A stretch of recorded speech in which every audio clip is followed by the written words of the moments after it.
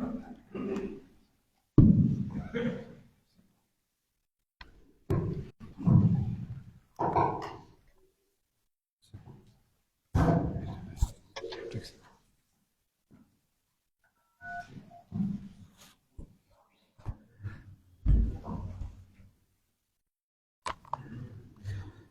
الله آية نمبر 51.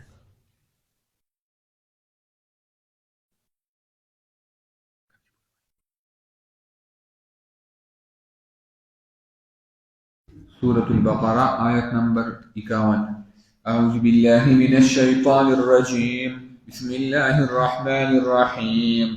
وإذ وعدنا موسى 40 ليلة ثم اتخذتم العجل من بعده وأنتم ظالمون ثم عفونا عنكم من بعد ذلك لعلكم تشكرون.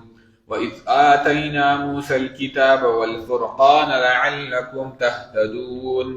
وإذ قال موسى لقومه يا قوم إنكم ظلمتم أنفسكم باتخاذكم العجل فتوبوا إلى بارئكم فاقتلوا أنفسكم ذلكم خير لكم عند ربكم عند بارئكم فتاب عليكم إنه هو التواب الرحيم. صدق الله العظيم.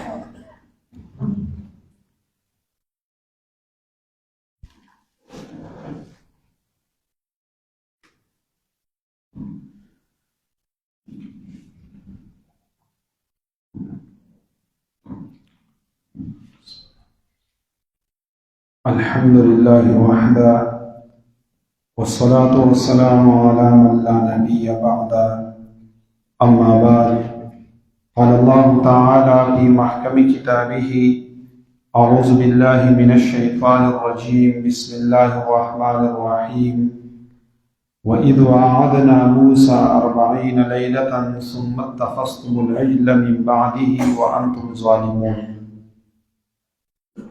نو د حضرت موسی علیہ السلام او د بنی اسرائیلو د هغوی واقعه الله تعالی تفصیلا ذکر کوي.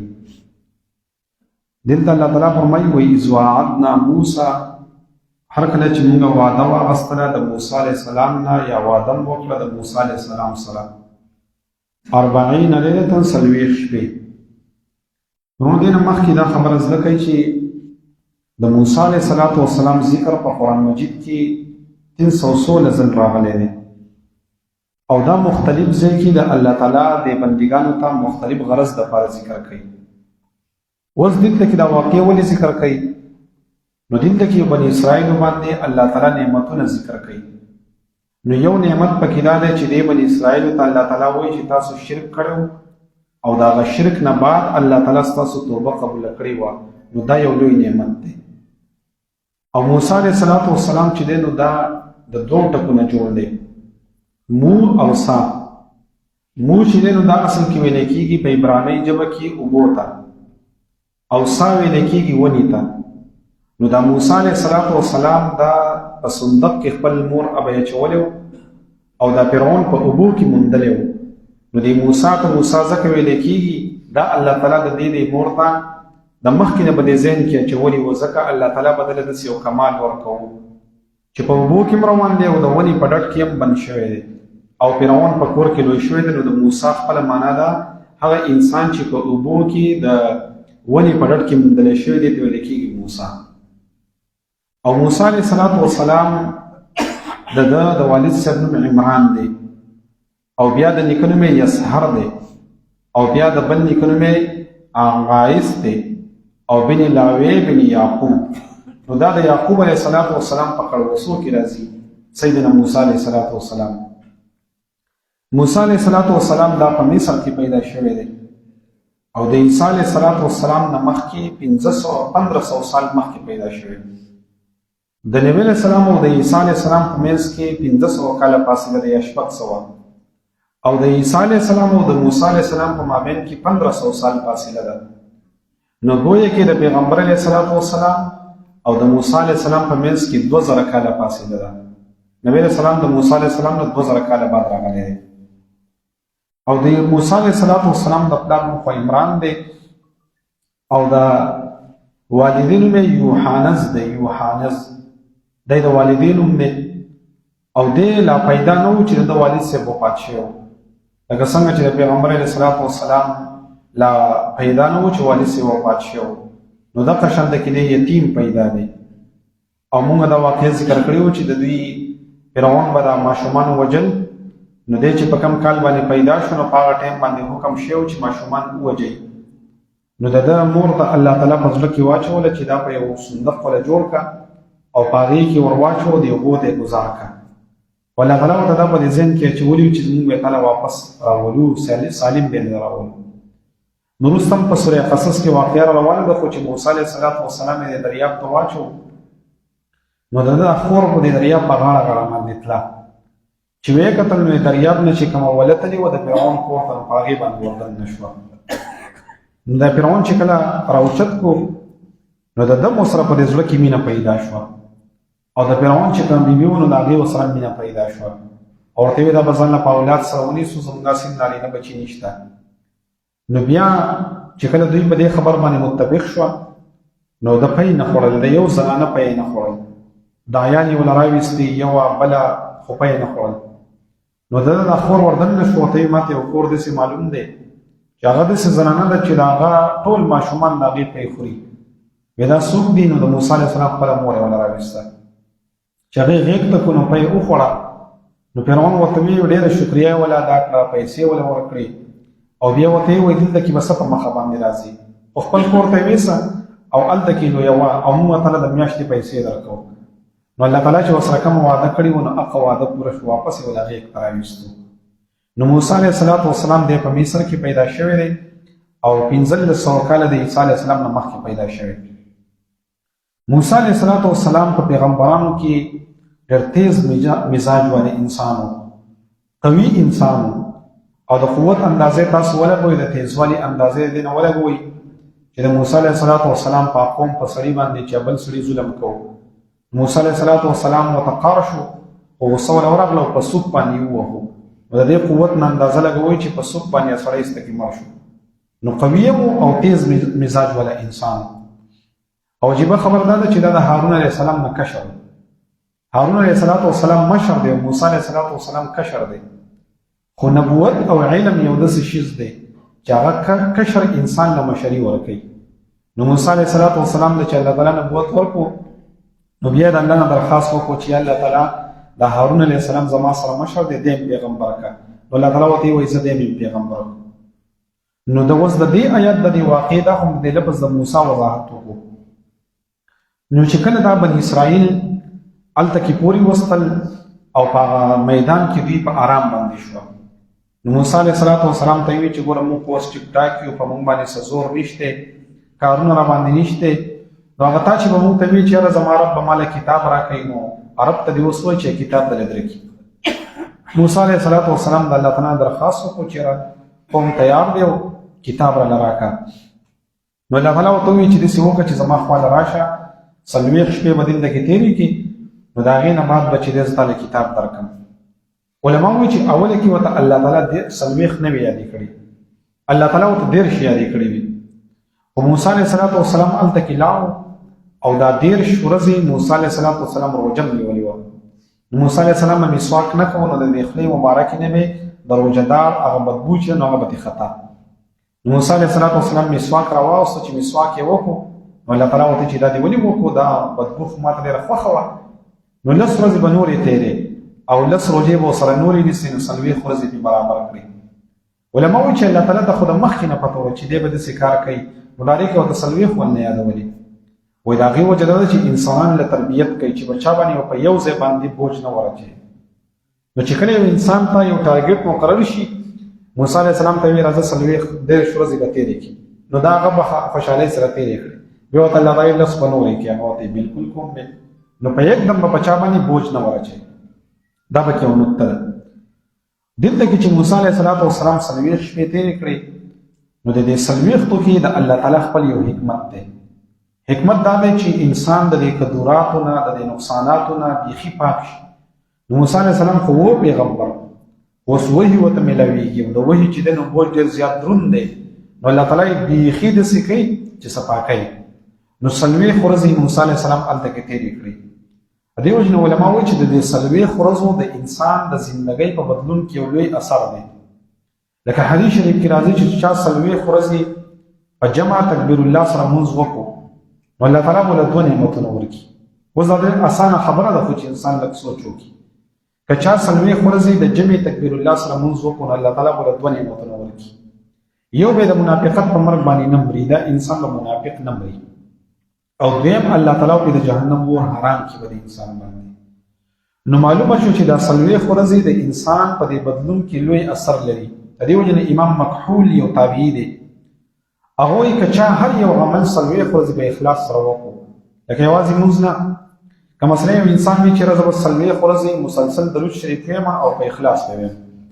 که چا وي چې زه به ذکر کوم کلمه به وایم خو 40 ورځې په اخلاص سره پوره کړي وی الله تعالی بدله د خپل طرفه داسې یو نور ورکړي چې د ده د خولې نه به الله تعالی چینې جاري کړي مطلب دا ده چې د ده په عمل کې او په خبره کې به الله تعالی اثر پیدا کړي چې کوم انسان 40 ورځې یو عمل په اخلاص سره وکړي نو پکار دا ده چې موږ په خپل اعمالو کې اخلاص پیدا کړو نو دا 40 ورځې داسې د دې وجې نه زمونږ ملګري تبلیغي ملګري وایي چې تاسو چله ولګوئ دا د څه وجې نه د دې وجې نه وایي چې ګوره دا انسان په دې چله کې چېرته مفتي کېږي خو نه خو دومره ده چې دا 40 ورځې به د جمع سره به مونځ وکړي ځکه په جومات کې نو څه به کوي خو خامخا چې جمع ودرېږي جو عمر صاحب ودرېږي که ودرېږي ورسره الله اکبر به کوي نو 40 ورځې به تکبیر الله سره مونځ وکړي 40 ورځې به دې تهجد ته پاسي ګوره دا ډېر هوښیار خلک دي په دې یو خبره کې چې دی نو لوی یو حکمت دی نو 40 ورځې به دې تهجد ته پاسي 40 ورځې به دې چې سهار مونځ وکړي نو خامخا بیا سوره یاسین وایي نو 40 ورځې به سوره یاسین هم په پابندۍ سره وایي 40 ورځې به دې د احادیثو درس هم کینی فضایل اعمال ته 40 ورځې به چې دی نو دې د ماسپښین قیلوله کوي نو په سنتو به عمل هم کوي مړه خو ټول سنت او سنت دی نو د انسان په دې بدلون کې د 40 ورځو یو لوی اثر دی د دې وجې نه دا صوفیان چې کوم خلک دي نو دوی هم اکثر چې چلې کوي نو 40 ورځې کوي لکه مثلا تاسو څوک تللی دی د پیر بابا دربار ته نو بره هغه چلې هغه ځای چې کوم دی نو په دې کې دا بزرګان به ناست وو 40 ورځې 80 ورځې ناست وو بس د الله تعالی ذکر به یې کوو بس ځان ته به یې توجه کول او د الله تعالی سره به تعلق برابر وو نو ځکه ورته الله تعالی وایي چې وإذ وعدنا موسی 40 لیلة چې موږ وعده وکړه د موسی علیه السلام سره 40 شپې نو ذوالقعده او 10 ورځې د ذوالحجې لکه دا میاشت دا بله میاشت او ذوالحجې د حج چې کوم هغه 10 ورځې دي نو دا 40 ورځې موسی علیه السلام هلته کې تېرې کړې خو بیا څه چلو شو ثم اتخذتم العجل من بعده بیا تاسو ونیو خیله په عبادت سره وروسته د تلو د موسی علیه السلام نه کوي تور ته وانتم ظالمون تاسو ظلم کوونکي وئ د دې څه مطلب دی اصل کې موسی علیه السلام چې کله راتلو د مصر نه نو په دغه ټایم کې چې دوی کله راوتل نو په دغه ورځو کې د موسی علیه السلام د خاندان د خلکو کره واده نو د پیغمبران نه کالی مالی راغستې وو هغه په لاس کړي نو یکدم د شپې خو موسی علیه السلام وی چې وضو نو دوی راغلل د ځان سره غټول کالی پتری د ځان سره راوړل چې کله موسی علیه السلام لاړو کوی تور ته نو دلته کې یو سړی د غنوم سامری دی او د دې سامری خپل نوم موسی دی او دا موسی دا سامری چې دی نو د تربیت پر جبرائیل علیه السلام کړی ځکه دیم په دې دور کې پیدا شوی نو د خپل مور په یو غر کې چولې جبرائیل علیه السلام براتلو دلته د خوراک تنظیم کوو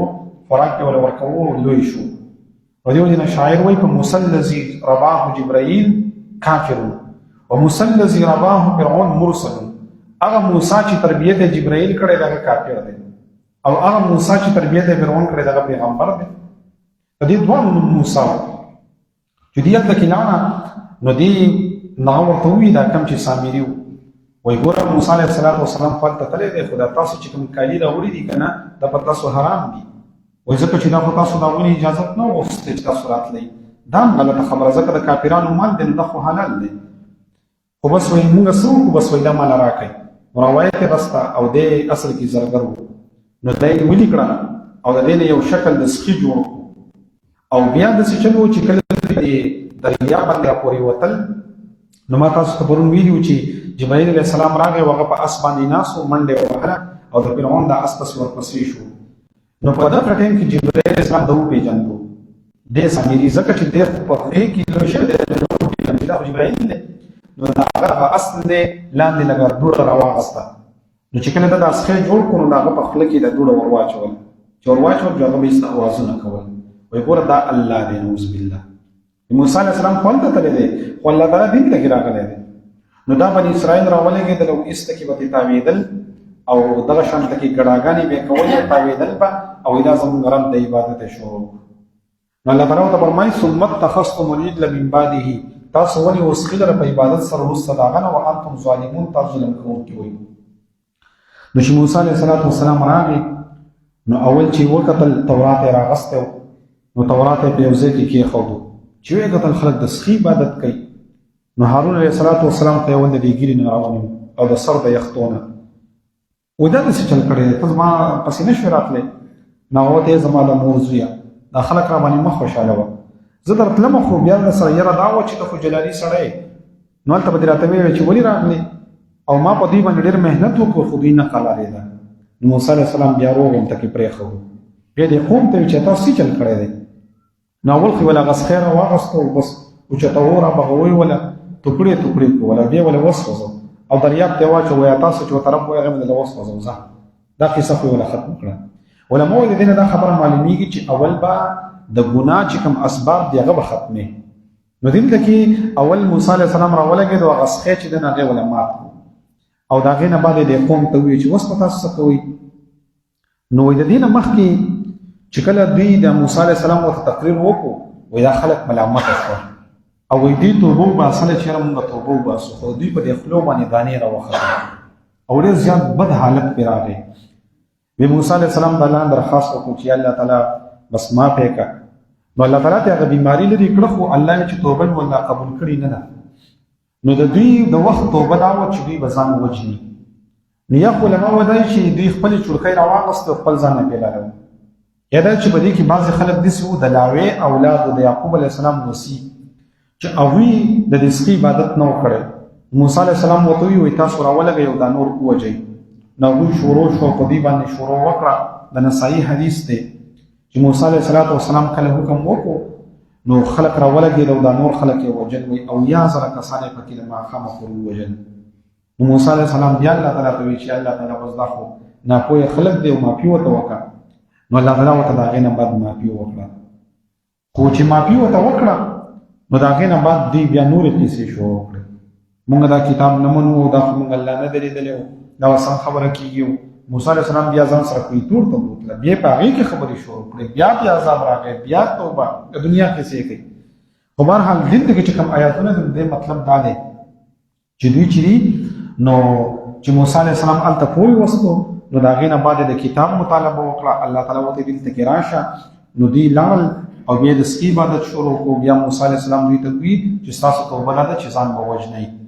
لکه زمونږ په شریعت کې د بعضو ګناهونو معافي صرف ځان وجل دی قتل دی. لکه د ځان وجل نه خو قتل دی. لکه یو انسان راولګېد او په ناحقه باندې بل انسان مړ کړو نو یو خو دا دی چې انسان قصاص ورکړي او فدیه ورکړي نو که هغوی معاف کړو نو صحیح ده. خو که دې انسان توبه وباسه نو ګورې په توبه باندې دا نه معاف کېږي چې تر څو پورې پکې دی مړ شوی نه وي نو الله تعالی یې معاف کوي نه. نو په دنیا کې دی معاف شو خو الله تعالی به دې هلته حساب کتاب اخلي چې تا ولې یو مسلمان تا وجو. د دې وجې نه د مسلمان د وینې ډېر زیات احترام دی ډېر زیات قدر دی. د مسلمان د وینې به ډېر زیات قدر کوي.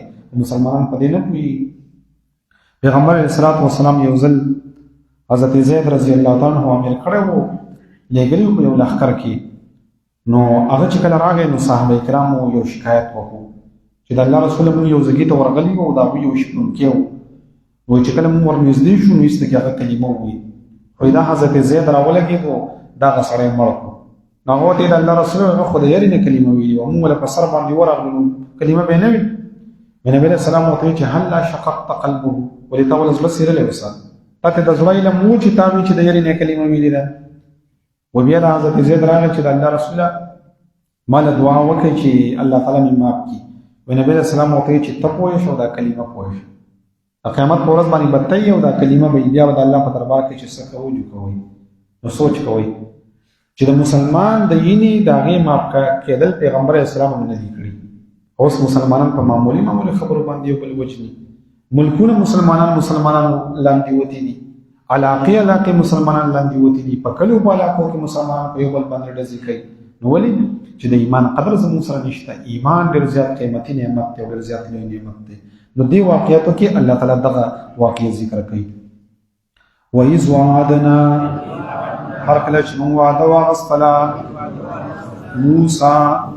موسی علیه السلام نه 40 لیلة 40 شپې ثم اتخذتم العجل بیا ونیو تاسو سخي لره په عبادت سره من بعده وروسته د هغه نه وانتم ظالمون او تاسو ظلم کوونکي وئ ثم عفونا عنكم بیا موږ معافي وکړه تاسو ته من بعد ذلك وروسته د دې نه لعلكم تشکرون دپاره د دې تاسو شکر ادا کوئ. وَإِذْ آتَيْنَا مُوسَى الْكِتَابَ هر کله چې ورکړو مونږه موسی علیه السلام ته کتاب والفرقان او شریعت لعلکم تهتدون دپاره د دې چې تاسو په هدایت شئ. وَإِذْ قَالَ مُوسَى هر کله چې ووی موسی علیه السلام لقومه القوم تا یا قومی ای زما قوما انکم ظلمتم انفسکم تاسو ظلم کړی دی خپل ځان باندې اتخاذکم العجل انیولو دسخی عبادت سره فتوبوا الى بارئکم توبه وباسئ خپل رب ته فاقتلوا قتل کئ انفسکم خپل ځانونه ذلکم خیر لکم دا غوره دي ستاسو لپاره عند بارئکم ستاسو د رب په نیز فتاب علیکم رجوع په رحمت سره وکړي په تاسو باندې انه بېشک الله تعالی هو التواب الرحیم ډېر زیات توبه قبلونکی دی او رحم کوونکی دی. الحمد لله رب العالمين والعاقبة للمتقين الصلاة والسلام على رسوله محمد وعلى آله وأصحابه أجمعين. اللهم إنا نسألك الهدى والتقى والعفاف والغنى. ربنا لا تزغ قلوبنا بعد إذ هديتنا وهب لنا من لدنك رحمة إنك أنت الوهاب برحمتك يا أرحم الراحمين.